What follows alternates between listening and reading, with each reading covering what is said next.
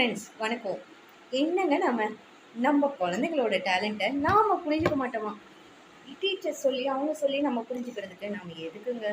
நம்ம குழந்தைங்கள நாம முதல்ல அண்டர்ஸ்டாண்ட் பண்ணிக்கலாமே. நம்மளோட அவங்களுக்கு நல்ல ஃப்ரெண்ட்ஸ் யாரு?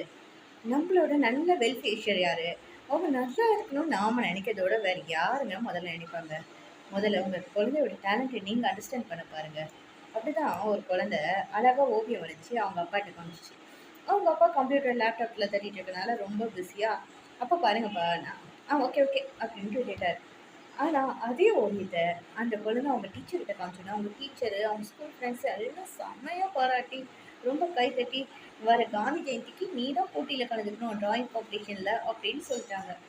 இவங்க பேரண்ட்ஸை எல்லாத்தையும் கூப்பிட்டுனாங்க. அந்த குழந்தை ஸ்டேஜில் ப்ரைஸ் வாங்குறப்ப பார்த்துட்டு அவங்க அப்பாவுக்கு ஆச்சரியம். இவ்வளோ உங்கள் குழந்தை டேலண்ட் இருக்கிறத நீங்களே பார்த்து ஃபஸ்ட்டு பாராட்டினா அந்த குழந்தைக்கு வந்து எவ்வளோ தெம்பு இருந்திருக்கும்.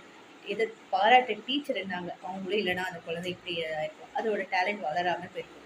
இதே நீங்கள் பாராட்டினா அதுக்கு ஒன்றும் ரக்க வளைச்ச மாதிரி எவ்வளோ பெரிய சிறகு முளைச்சிருக்கும், ஒன்றும் வாழ்க்கையில் எவ்வளோ முன்னேறும்.